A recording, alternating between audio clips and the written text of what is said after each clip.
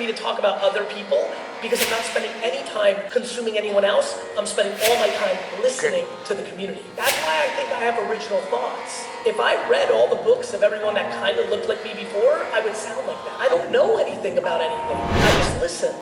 Hello mga believers, this is your mentor Billy Dela Fuente. And for today's vlog, maganda yung i-share namin sa inyo bakit ito yung first time ever na encounter namin na face-to-face with no other than Gary V. Oops, hindi Gary Vaynerchuk, Gary Vaynerchuk. Isang negosyante, entrepreneur, guru, pagdating sa hustle and grinding. Ayan, siya talaga yung sikat ngayon sa Amerika. So itong shirt na to, ayan, crushing it. Ito yung shirt na binili ko sa company nila. And alam mo, grabe, makikita nyo kung nangyari dun sa first encounter namin. And then merong Q&A dun sa mga nag-qualify para dun sa convention na yun. Makikita nyo yung mga tanong na sinagot niya, ang daming value adding. Tas last but not the least, gusto lang namin i-feature kung paano kinlame nung nanalo ng Yeezy. Tandaan mo, this month of November naman, hindi sapatos, ano naman, kung hindi, relo. Yes, Daniel Welding Watch ang ipamimigay natin para sa inyong lahat. So game na, simulan natin!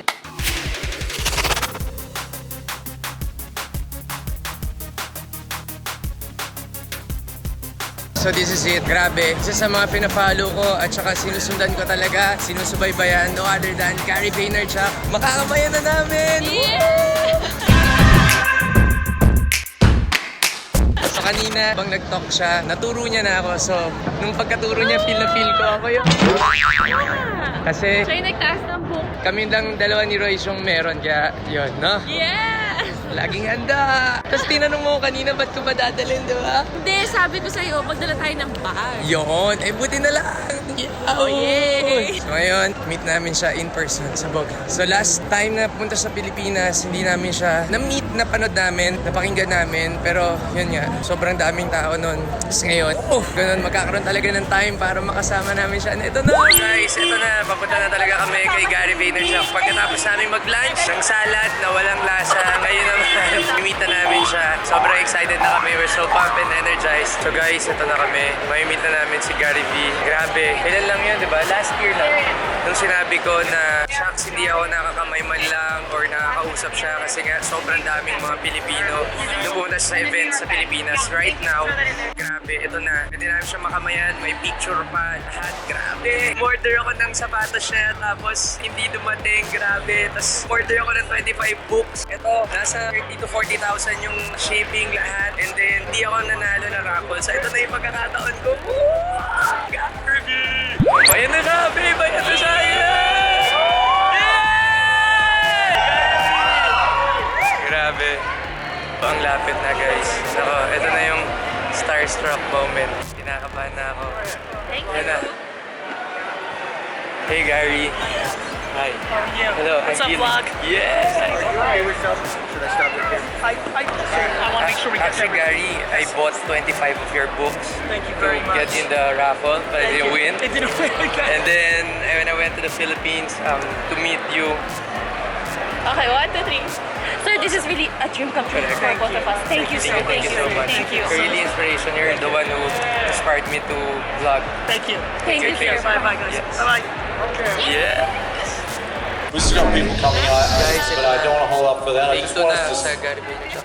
in between him working and having some conversation. This is probably something that you've worked really hard for. I can guarantee you this is the most worthwhile adventure that you've worked hard for. Please give Gary V a very big welcome.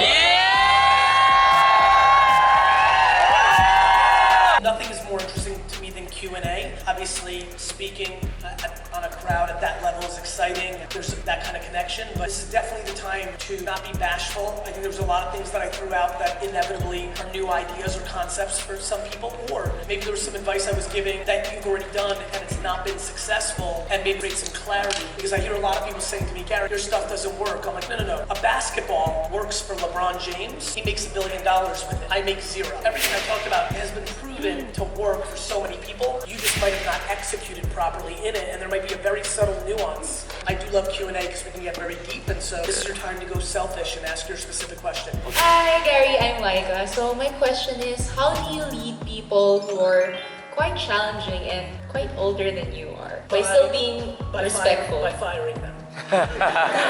I think people play in the middle. What I do is I give everything I have, everything. I have real talks, I give real feedback, I give real caring. I'm also very driven by gratitude and kindness and empathy, and I'm patient. I'm incredibly patient. I always say to my friends, if I was a girl, I would have loved the bad boy because I love the challenge of change. I love the challenge of a tough employee or reseller for this matter, which is I'm sure where you're going. But the reality is, the number one mistake that people make in business is they try to sell to the unsellable. You're much better off letting them be and taking those hours to go on offense, because trying to convince somebody something they've already made a religious or stubborn decision on is just an enormous waste of your energy. Quick question for you. So in our industry, and I think in any business, we get paid exponentially for building leaders. And so my question to you is, can you talk a little bit about how you build leaders at VaynerMedia? Listening. Okay. It's really interesting. That's why I just did that. The reason I have such good leadership is because I listen. Today, she wants money. In 18 months, she falls in love and starts a family, and she wants work-life balance. And I'm listening and adjusting. I work for them. One of the biggest flaws in this collective room is people think their leaders are working for them. You work for the leaders. That's how you keep them. But where people really struggle is they have one move. Yes, I work for them, but then what you want to give them is what you give them. I don't have anything I want to give somebody. I listen to what they need, and then I create it for them, which is not scalable, which is not easy. Everyone's like, I give. I'm like, no, you give money, or you buy them dinner. Like, you hear me and you hear a tactic, so you buy everybody dinner. But that's easy because money's the thing you have to give.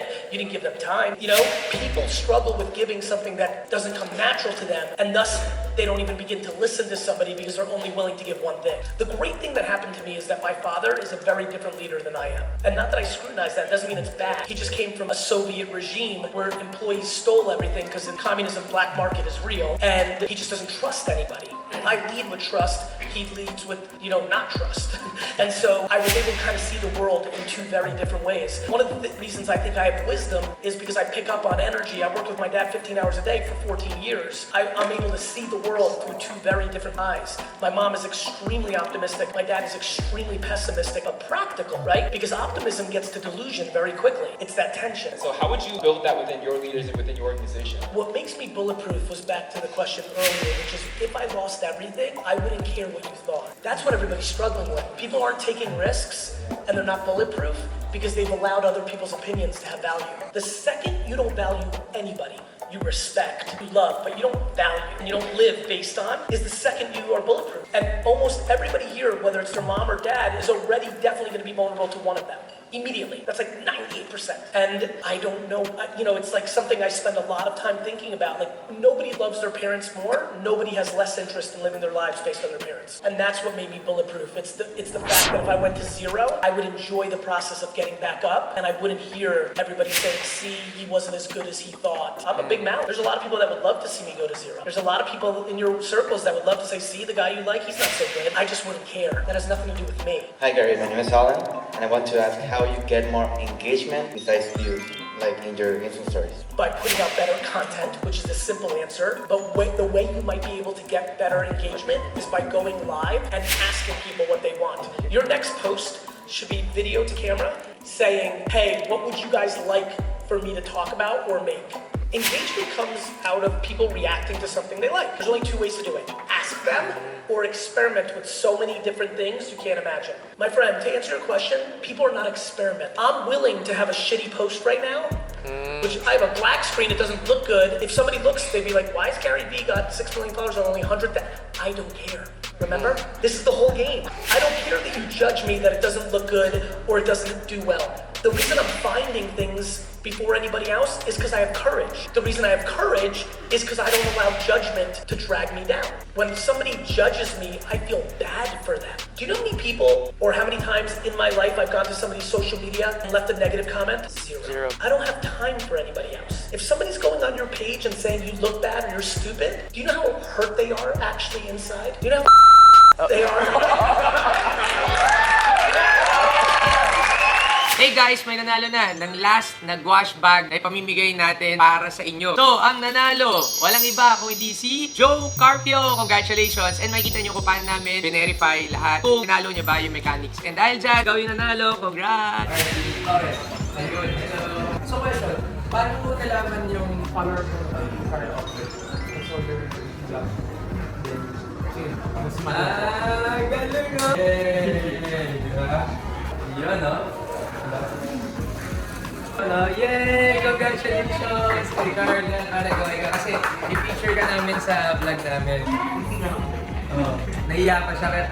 Ano feeling nung nalaman mo na ikaw nanalo? Ang saya ko po. Ano ba tayo? Bibenta mo? Gagamitin? Oh. Sige. Yay! Congrats sa akin, ano? 20,000 na sapatos, nanalo ka dahil nag-subscribe ka lang sa channel. Ngayon, papamigay natin isang Daniel Wellington watch. Boom!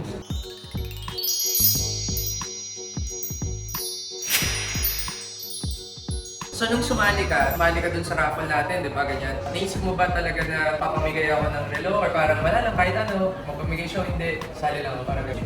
Follower din po ni Carlo. Parang natok na chance. Kasi si Carlo talagang gano'n, di ba? Since binimentor ako ni Carlo, alam mo talaga na mapapamigay ako. So, walang duda, ayan, siya tuloy nanalo. Yeah! Anong nangyari nung let's say nalaman mo na ikaw yung nanalo? Yung pagkadating ko sa bahay, tapos yung nag-message ko sa akin na patahin ko para yan. Tinawag ko yung parang nanalo ko just easy. Ang sabi dito, hindi na baliw din. Hindi mas mababaliw siya pagka uwi mo. So, dito na. Pare, message sa mga taga-University of Makati. Sa grupo ko mong ranket po, tapos sige. Ayun, mahihayin siya, no? Diba? Imagine mo, random kang napili, tapos natuto ka na, nanalo ka pa ng ano, diba? So, ano mapapayo mo sa lahat ng mga nanonood sa atin right now? Anong mapapayo mo sa kanila? Mag-subscribe lang po lagi. Boom! Simple lang, di ba? Tama. I mean, hindi lang naman yun dahil magpa-raffle or whatever. Pero kasi marami tayong napapasayan. Pinaka-importante bukod sa entertainment is yung maraming matututo na ma-inspire, ma-motivate, or matuto ka ng skill. Ngayon ba bro, ano yung aral na natutunan mo sa experience mo ngayon? Just keep on trying, then might get your chance. Just like in life. Sige, tuloy mo na. Just in life na parang pag nag-fail ka, Just diba? try. Ganun na naman yun eh. Nanonood ka, join ka sa mga raffle. Meron akong per vlog, weekly, meron din per month, diba? 1 month natin, isang brand new na Daniel Wellington. Yun, ba't ba namin ito ginagawa? Simple lang, para sa'yo. Kayong mga nanonood dahil sumusuporta kayo, diba? Binabalik lang din naman namin. And, ang importante, natututo kayo. So, pare, congratulations. Okay. Si Carl Torres, siya po ang nanalo, ang ating first big winner. Ano? Isip tayo nga. First big winner ng Easy 50. So guys, ang dami nating natutunan, no? I hope hindi lang kayo natuto pero kahit paano na-entertain din. Kasi ako, sobrang sa panonood ko, lalo nung time na yun na nakikinig ako sa kanya, grabe, na-entertain ako, dami ko pa natutunan din. So, i-share ko sa inyo experience para kayo din, first hand, matuto sa kanya. No other than Gary Vaynerchuk. And by the way, today is his birthday! Happy birthday, Gary Vaynerchuk! Yeah! 44 years old. Don't forget to subscribe to my YouTube channel. If nagugustuhan nyo yung mga ganitong klase ng vlogs, just click the like button, share, and then comment down below. Yung mga natutunan mo or basta makipag-connect or makipag-engage sa amin, go ahead. Plus, if hindi pa ako na-follow sa Facebook, Instagram, Twitter, LinkedIn, TikTok, all you have to do is to follow me at Billy de la Fuente. And with that, maraming salamat sa lahat sa sumusuporta. Tuloy-tuloy lang tayo. Thank you. God bless. Solid.